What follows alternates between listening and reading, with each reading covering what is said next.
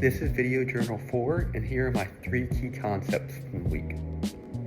My first key concept is, despite what many people think, SNAP doesn't cure food insecurity in America. SNAP only pays for about $1.40 to $2 each per meal, so making this be able to get good and very nutritious food for people who use SNAP is very difficult. My second key concept is how much food insecurity has grown in recent years. In 2018, it was estimated that 11% of the US population was food insecure. By 2020, during the pandemic, it was estimated that 20% were food insecure, showing how big of a jump it made in the pandemic and just continues to grow today. My final key concept is how important food banks are to help try and beat food insecurity.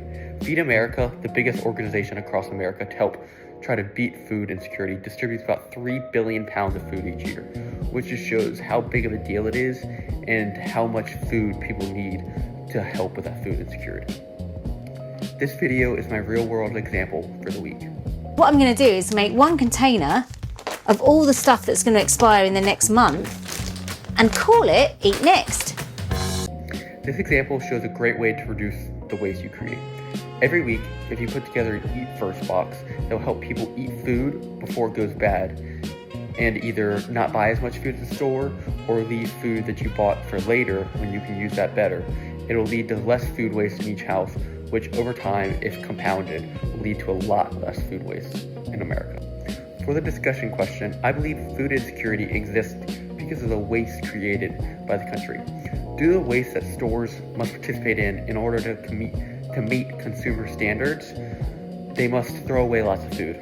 Because of this, the stores must raise prices in order to make ends meet and be able to make a profit off the food they sell. This puts a hard time on many consumers and many food insecure people because when they don't make as much and food prices are rising, it's very hard to pay for this on top of every other living expense that everyone has.